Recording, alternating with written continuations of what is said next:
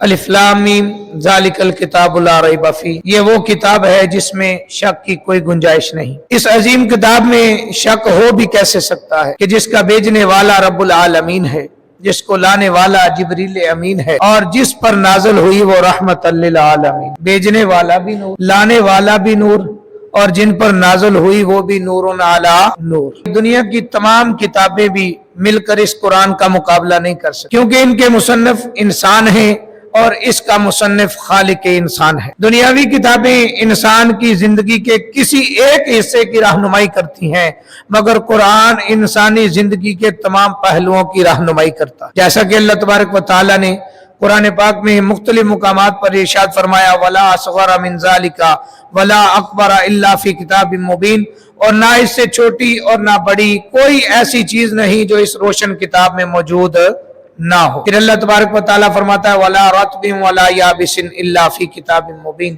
اور نہ ہی کوئی تر اور خوش مگر اس روشن کتاب میں موجود ہے۔ پھر اللہ فرماتا ہے وَمَا مِنْ غَائِبَةٍ فِي السَّمَاءِ وَالْأَرْضِ إِلَّا فِي كِتَابٍ مُبِينٍ، اور جتنے غائب ہیں آسمانوں اور زمینوں کے سب اس کتاب روشن میں موجود ہیں۔ پھر اللہ فرماتا ہے تِبْيَانًا لِكُلِّ شَيْءٍ، ہر چیز کا بیان کرنے والی ہے۔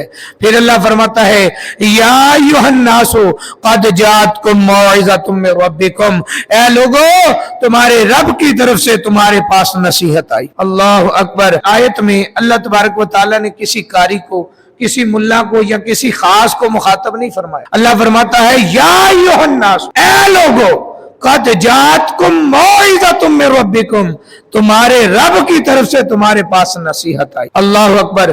کوئی ڈاکٹر ہو یا وکیل، تندرست ہو یا علیل، مزدور ہو یا مستری، تاجر ہو یا محنت کش، امیر ہو یا غریب، صغیر ہو یا کبیر، مرد ہو یا عورت، قرآن سب کے لیے نصیحت ہے۔ حضرات دنیا کی کتابیں پڑھنے سے انسان اکتا جاتا ہے، مگر قرآن ایسی کتاب ہے اس کو جتنا زیادہ پڑھا جائے اتنا ہی انسان کو سرور آتا ہے۔ اللہ اکبر۔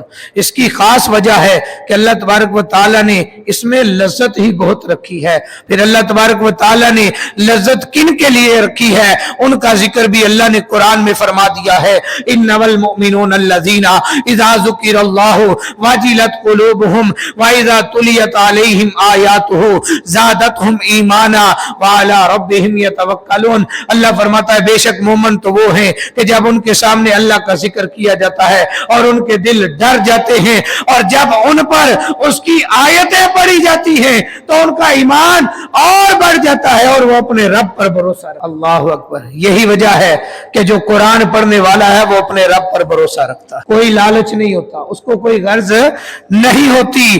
اللہ اکبر۔ یہی وہ کتاب ہے جس نے کافروں نے سنا تو وہ کلمہ پڑھ کر مسلمان ہو، جب انسانوں نے پڑھا وہی انسان جو عرب کے وحشی نما انسان تھے ایک دوسرے کو قتل کرنے پر، جب انہوں نے سنا تو وہی انسان جو ہے وہ انسانیت کی معراج تک پہنچے۔ یہی قرآن ہے کہ جس نے حضرت عمر کی زندگی کو نیا معیار دے کر فاروق اعظم بنا دیا۔ یہی قرآن ہے جس کی تلاوت سے زندگی کے معیار بدل جاتے ہیں، دنیا کے اطوار بدل جاتے ہیں، جہاں والوں کے انداز و افکار بدل جاتے ہیں۔ یہی وہ کتاب ہے جس کو جنوں نے سنا تو اپنے شر کو ختم کر کے امن و سلامتی کے دین کو قبول کر لیا، جیسا کہ اللہ تعالیٰ نے قرآن میں ارشاد فرمایا سورہ جن 29واں پارہ ہے قل اوحی الی انہ استمع نفر من الجن فقالوا انا سمعنا قرآنا عجبا۔ اللہ اکبر۔ تم فرماؤ مجھے وحی ہوئی کہ کچھ جنوں نے میرا قرآن پڑھنا کان لگا کر سنا تو بولے ہم نے ایک عجیب کلام سنا ہے۔ سابقہ کتابیں اپنے تعارف کے حوالے سے خاموش ہیں، مگر قرآن اپنا تعارف خود بتاتا ہے۔ قرآن سے سوال کیا جاتا ہے اے قرآن تمہیں کس نے نازل کیا؟ تو جواب آتا ہے وَإِنَّهُ لَتَنزِيلُ لِرَبِّ الْعَالَمِينَ، اور بے شک یہ قرآن اللہ کا نازل کرتا ہے۔ سوال ہوا تمہیں کون لے کے آیا؟ نزل بہ روح الامین، قرآن بولتا ہے کہ مجھے روح الامین جبریل امین لے کر آئے۔ اللہ اکبر۔ پھر پوچھا گیا کس پر نازل ہوا؟ قرآن بولتا ہے علی قلبک لتکون من المنذرین، آپ صلی اللہ علیہ وآلہ وسلم کے دل پر کہ ڈر سناؤ۔ پھر پوچھا گیا کس زبان میں نازل ہوا؟ قرآن بولتا ہے بلسان عربی مبین، عربی زبان میں نازل ہوا۔ قرآن سے سوال ہوا اے قرآن تو کس महीने में नाज़िल हुआ। कुरान बोलता है शहरु रमज़ान अल्लज़ी उन्ज़िला फ़ीहिल कुरान, रमजान का महीना है जिसमें कुरान नाज़िल हुआ। अल्लाह अकबर।